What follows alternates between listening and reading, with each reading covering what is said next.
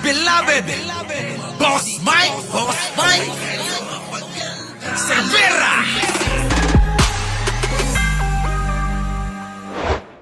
Sa mga fans naman ni Norman Mangusin.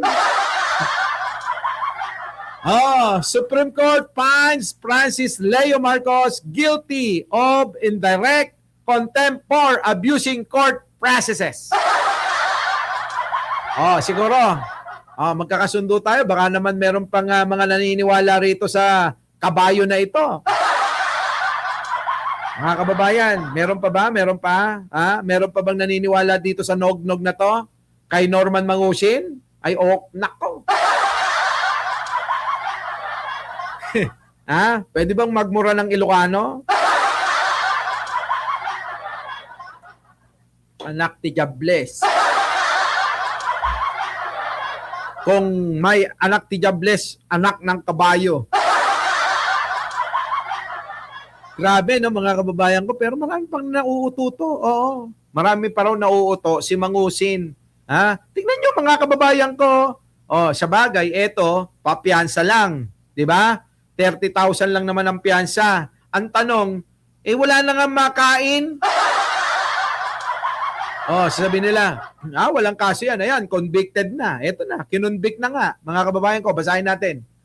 Update, the Supreme Court finds Francis Leo Marcos guilty of indirect contempt for abusing court processes.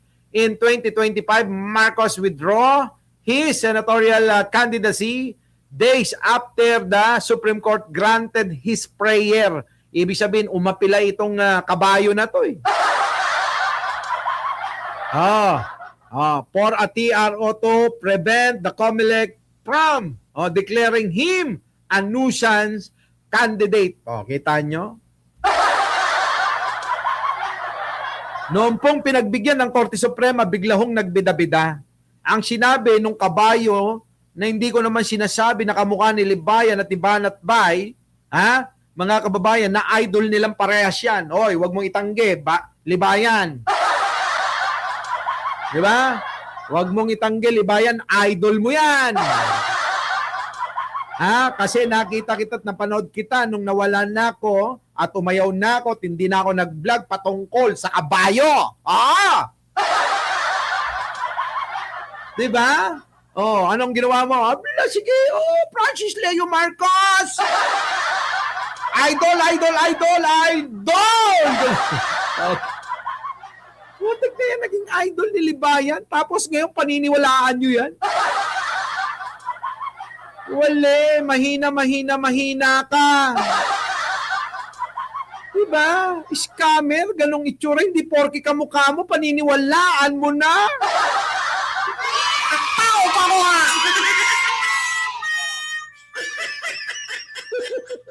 Tama! Tandaan nyo yan mga kababayan ko. Hindi porke kamukha nyo, paniniwalaan nyo na. Diba? Kumambyo naman, boss, may kanina lang. Naniwala ka pa rin. Diba? Naniwala ka pa rin. Paano na ito? Sige nga. Putik na yan. Ang dami ng mga ebidensya na pinakita ko riyan, mga kababayan ko.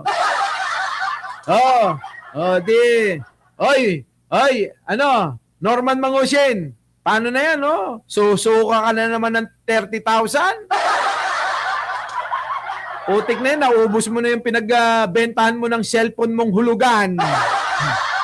Tapos, eto na naman, dagok na naman, problema na naman. Siyang ka na naman kukuha ng pera na ipambabayad dyan. Putik na yan, 30,000 lang yan Malamang hirap na hirap ka pa dyan. Mga kababayan ko, maniwala kayo. Hindi totoo naman tingnan nyo, alam nyo, sa totoo lang. Si Ernesto Villanueva, huwag nyong kamuhian, di ba? Diba? Hindi. Ikaw naman, masyado ka nang matampuhin. Bawal ang balat sibuyas din. Ano ka ba? Basta tayo, tropa-tropa, gano'n Oh. Ito na. So paano na ito? Uy, Libayan, pagtanggol mo naman, oh. Baka gusto mo naman na, na i-apila, oh. Baka pwede pa. Baka gusto mong i-apila kung pwede pa. Kawawa naman yung idol mo. Idol ho ni Libayan ito. Syempre, si Banat Bay, wala nang mapapala dyan. Hindi na magkakapera si Banat Bay. Kaya iiniwan na yan. Diba? Iniwan na. Ewan ko, mga kababayan ko. Siya mga yan, basta ho, ang tingin ko sa mga naniniwala dyan, kay Norman Mangusin, mahina ulo. Dito na tayo, mga kababayan ko. Isa pang pangyayari. Si Marcoleta, ang kulit-kulit talaga, pinipilit niya na kulang na lang maging abogado siya ng mga diskaya. Aba mga kababayan, sa tuwing hearing na lang, todo-todo yung pagprotekta niya. Kanino? Siya mga diskaya. Alam niyo ba kung anong meron? Alam niyo ba kung bakit? Ewan ko ba? Di ba? Ewan ko, tingnan niyo mga kababayan ko, ha? Yung kay Diskaya. Kita nyo? Unang bungad pa lang, mga kababayan ko. Si Diskaya kagad ang nilalaman ng kanyang mensahe, oh.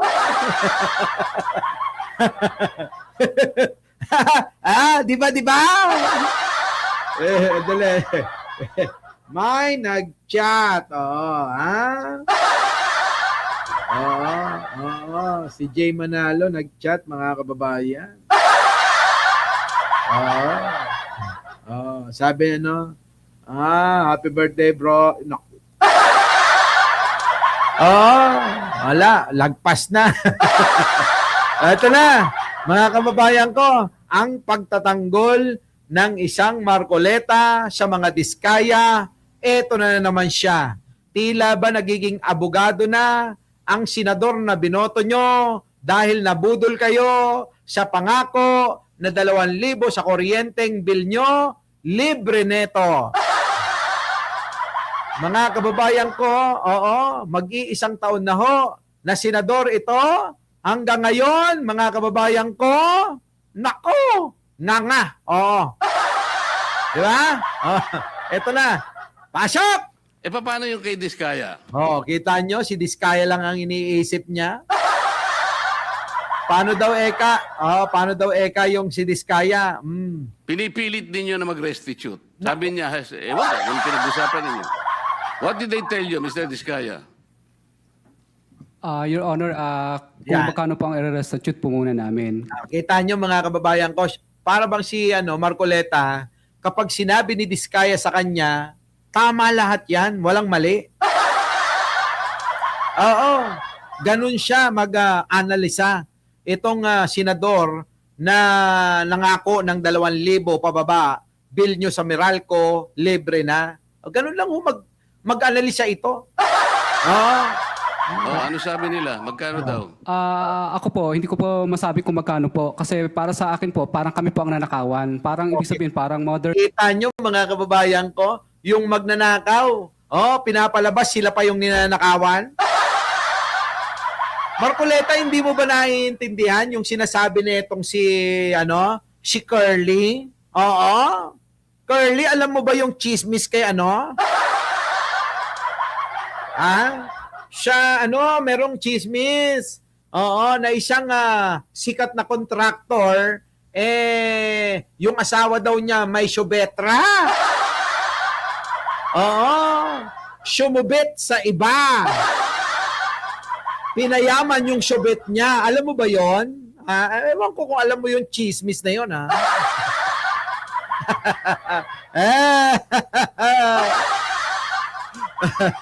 Diba? Ewan ko kung alam niya.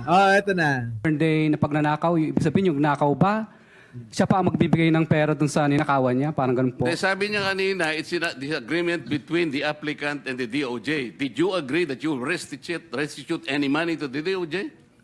Wala po pang maibibigay po. At saka... Yun na nga, because wala Walang maibibigay, ibig sabihin nun, hindi pera. Walang maibibigay na komento. Ito naman si Marcoleta, talagang kulang na lang mga kababayan. Siya na yung magsalita para kay Curly Discaya.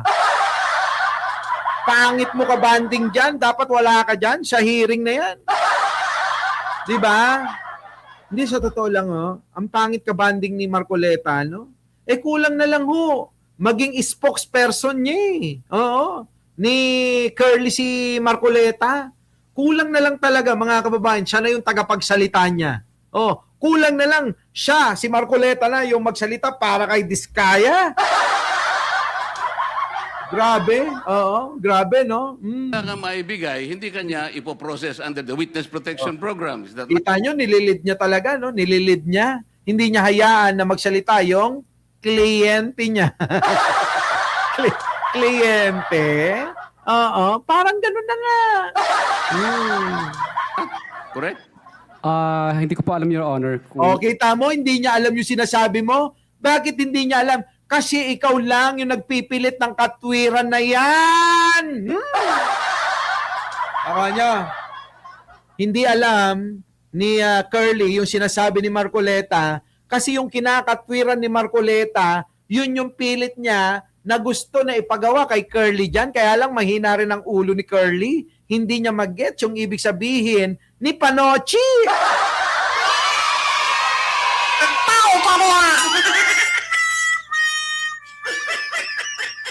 Tama? Hoy, bawal akong magmura. Oy, Mr. Chair, paano to? Paano? Ito Anong paano to? Bigla kang turo. Hoy, liwanagin mo yan. Wala naman palang alam yung kliyente mo. Kliyente kasi nag-aabogado si Marcoleta din no? Honor, kung... Oy, Mr. Ipoprocess under the Witness Protection Program. Is that not correct? Hindi ko po alam, Your Honor. Kita mo? Pinipilit niya kasi maging tanggapin siya sa WPP. Witness Protection Program. Ito naman, si Discaya, hindi nga niya alam. Thank you naman, Maring Joji, di ba? Domo arigato, Sacho. Oy, Mr. Chair, paano to? Tignan mo, baling kagad kay Mr. Chair. Anong paano to? Ikaw yung papaliwanag dyan, tapos paano yan? Sabay baling mo ngayon kay Ping Lacson. Nako! Wala na, bistado ka na. Abogado ka ng mga Discaya, Ito si Mr. Discaya, he was the first, tsaka yung asawa niya who applied under the WPP.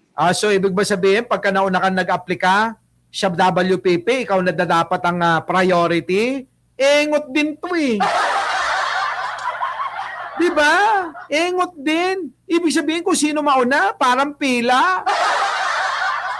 Sabi ni Marcoleta, ito yung nauna na nag-applika. Nag-apply para maging diyan sa maging witness, maging star witness, maging state witness.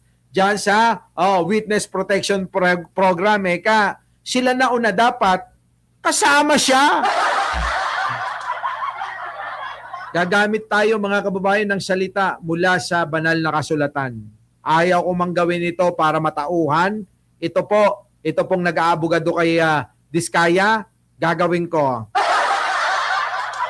Nakalimutan mo ba ang sabi sa kapitulo, versikulo,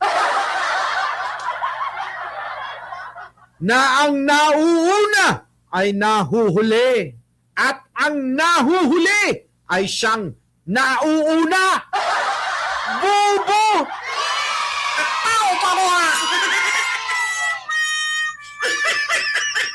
Diba? Alam nyo yun? Diba? Basahin nyo sa kapitulo, versikulo. Doon, makikita ninyo. Ito, iba Gusto niya, nauna diba? Parang first come, first serve. Pinipilit niya eh, kahit na hindi kwalipikado. Di ba? Di ba? Oh, Google mo. Para makita mo. Oo. Banal na kasulatan, ang nauna ay nahuli at ang nahuli ay nauna. Lalabas yan. Ewan ko. Ayan, nakadilan. The problem is, Ay? ang sabi ng dating DOJ Secretary, hindi, kinakailangan isoli muna yung mga pinagnanakaw. Gumawa na naman ng kwento. Mahilig gumawa ng kwento ito eh. Ang sabi daw nung dating DOJ Secretary, isoli daw muna yung magnanakaw. Pakinggan ninyo, ha? Hindi po pwedeng ganun-ganun lang. Allah. Paano ngayon siya mapuprocess if that was dangled? Kano kaya bayad dito kay Marcoleta? Paano siya mapuprocess to begin with? Ito na. Sagot! May I be allowed to respond now, Mr. Chair? Ayan na, lagot ka dyan. Ito na yung bagong DOJ. Ito na, sasagutin ng mga kababayan ko. Mapapahiya na naman si Marcoleta dito. Sagutin mo. Bossing, sagutin mo, ha? PG, Padilla. Thank you, sir. Sir, Mr. Chair, una, sabihin ko lamang po na kasinungalingan po yung sinasabi ni Mr. Diskaya. At ni Marcoleta kamo. kung sinungaling itong si Diskaya sa sinasabi niya, di pati si Marcoleta sinungaling din. Grabe naman, Ayan na, kasinungalingan daw. Na agad-agad silang sinabihan na magsoli ka. Yung mukha, mga kababayan, tignan nyo naman, na agad-agad. Sinungaling si Diskaya na sinabihan daw na agad-agad, magsoli ka. Ang pinag-uusapan po dito, Ay. bago man lang makapagsabi ng ganon, kailangan munang makita kung ano ang gusto at kayang sabihin at patunayan ni Mr. Diskaya at ni Yan. Mrs. Diskaya doon sa kanilang salaysay. Process Pero General. hindi Ayan na! Kinokontra na agad eh. Hayaan mo magsalita. Ito naman si Panutya, nung nagsasalita siya, nung nagsasalita ka, hindi naman kumukontra agad eh. Hayaan mo muna magpaliwanag. po sila nakikipag-ugnayan sa department. Stop! Sabi ni Marcoleta, stop! Kaya hindi po sila mabigyan ng kaukulang proteksyon at hindi po ma-process yung kanilang application. So, hindi nakikiisa ang mga Diskaya, maliwanag, hindi nakikipag-usap, hindi nakikiisa, hindi nakikipag-cooperate. Kay Marcoleta lang sila nakikipag-usap at nakikipag-cooperate. Sige nga. Isipin nyo maigi yan. So yung sinasabi po ni Nga! Di na makapagsalita si Marcoleta. Paano na to? Bistado na tayo. Carly. Mga kababayan, kung sakali mambayad si Marcoleta dyan, walang lugi yan.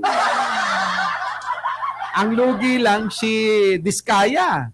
Si Marcoleta, kung totoong bayad yan, kasi umaalingasaw yan. Bali-balita na binayaran ng mga Diskaya yan.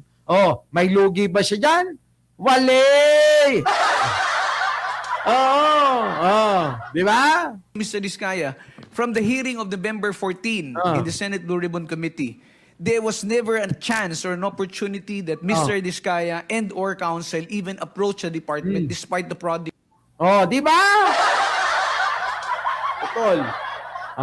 So, ibig sabihin, mga kababayan ko, mula umpisa, ang mga Diskaya, ma-pride sila. Sino ba kasi ang pinagmamalaki ng mga Diskaya para bang iniisip nila okay lang. Padrino naman namin si Martin Romualdez Hindi kaya ganon, mga kababayan, ang iniisip ng mag-asawa na to? Di ba? Hindi kaya? Sa tingin nyo, mga kababayan ko, hindi kaya ganon? Our beloved Boss Mike Cervera.